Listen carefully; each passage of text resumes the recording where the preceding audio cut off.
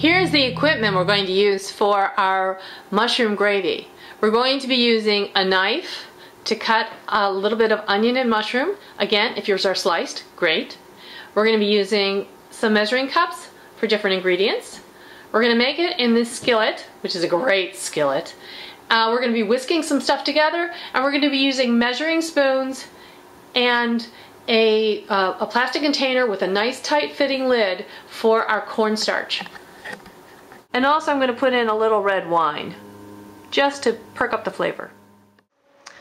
For our mushroom gravy, the first thing we're going to do is just cut a chunk of onion off, which this is about 2 tablespoons. That's that. Alright, then we're going to slice our mushrooms. I slice one piece down the side, so it gives me a nice flat edge. And then I just slice the rest. Alright, now we're going to move over to our pan. I'm going to put in my cornstarch into my jar, and now my pan is hot and I can start cooking my vegetables.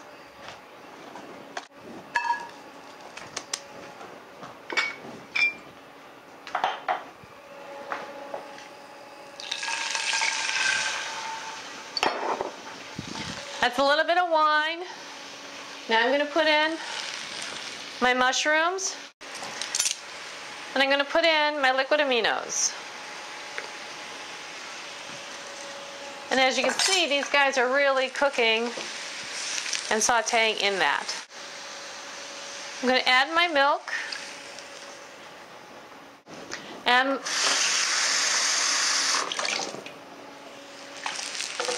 my water. Now I'm going to take some of the hot liquid and put it in with my miso. And then I'm going to shake it up.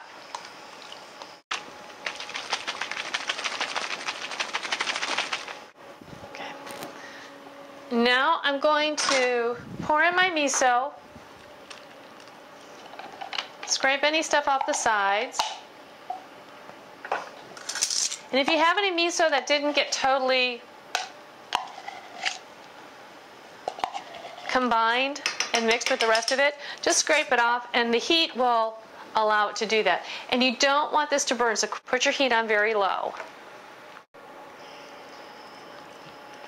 Now you're going to put water in with your cornstarch, and you want cold water in with the cornstarch. Very, very cold water. Then you're going to heat this back up to where it begins to boil. You can begin to see a rolling boil. You see bubbles on the side? That's called a rolling boil. Pour in, because it's kind of rolling on the sides, pour in your cornstarch, and then just keep whisking. This seems a little tricky because you do have to watch your heat. You don't want it to boil over. But if you keep whisking, it probably won't do that. And what's going to happen is, and you can see it, that this begins, I'm going to bring up the heat just a little bit, just to make sure. You see how it's beginning to thicken? And it's going to thicken your gravy up just beautifully. Look at this gravy. Yummy. Perfect. A perfect mushroom gravy for my sausage loaf. Yum. I bet you're wondering, when did you put in those spices? I actually put them in when I had the camera off and I was whisking the gravy. And I didn't realize it. Oops. So, you can put them in when you're whisking the gravy and you're putting in the cornstarch. That's a great time to put them in.